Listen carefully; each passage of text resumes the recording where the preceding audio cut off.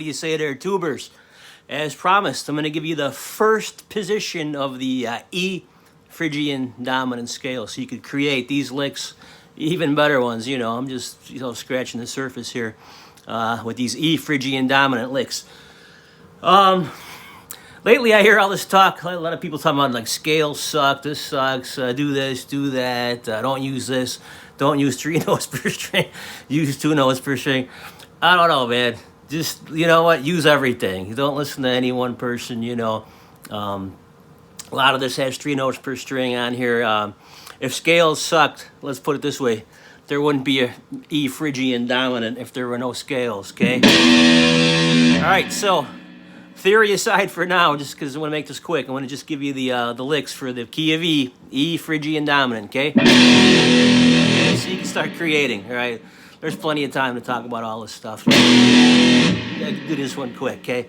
So, E string, okay? It's a 7-note scale, okay? So we got E, first fret, we got the F, index, 4th fret, we got the pinky. You can make up licks all night with those 3 notes. Okay, so those are the first 3. 5th string open. With your 2nd finger, grab the 2nd fret. 3rd finger grabs the 3rd fret. 5th string. Okay, open 2, 3. So far, 1,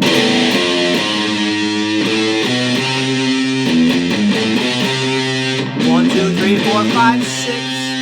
That's 6 notes. You got the 4th string open. Okay, that's 7 notes. Okay, then the end of the scale comes right back here to an E.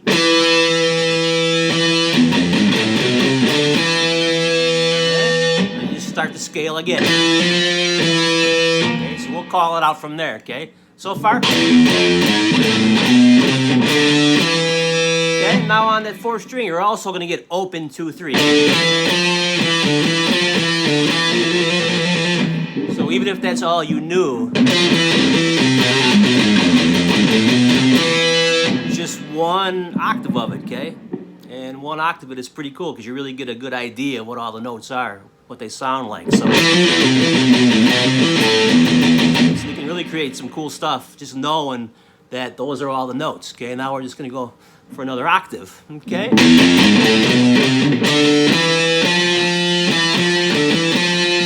So now on the 3rd string, okay, we got 1, 2, and 4.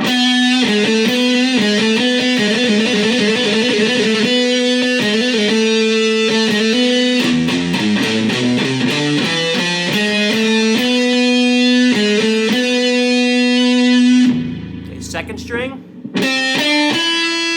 You're going to want to try to do this with your 1st, 2nd, and 4th finger at frets 1, 3, and 5. Okay?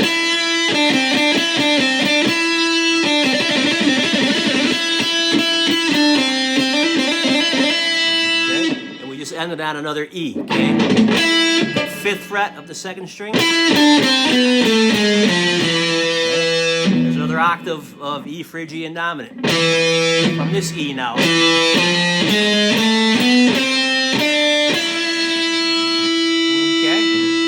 Go to the 1st string, we go to the 1st fret, the 4th fret with our 3rd finger. Okay, now you can experiment with all your own fingerings. I'm just kind of showing you the most logical way. Okay. So then we got the 4th fret, like I said, with the 3rd finger, and then the 5th fret is the A with the pinky. Okay, so here's the whole thing.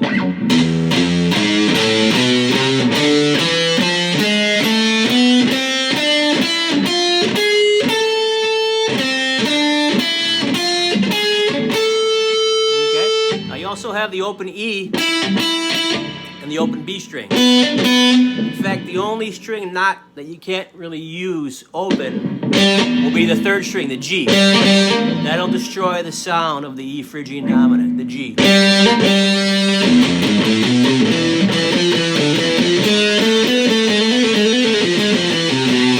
Skipping over that G, third string open. If you want to use the first two strings open, you could.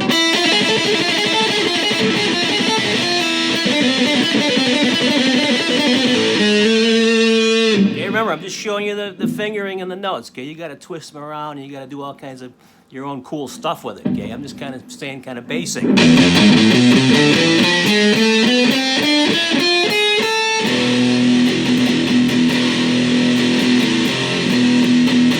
It's always gonna be a good chord to throw in, that F.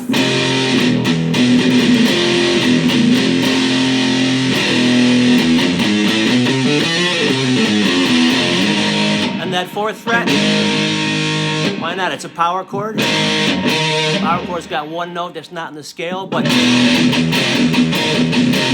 it should still work.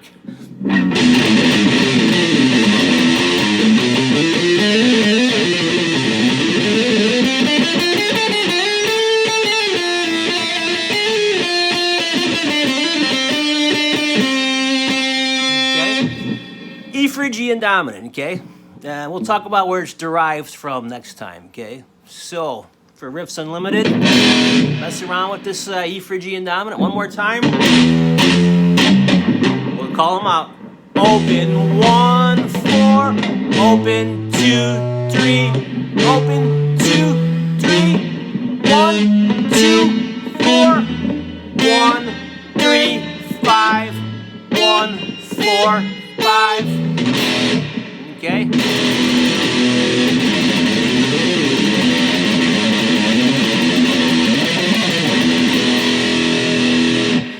All right. Riffs Unlimited.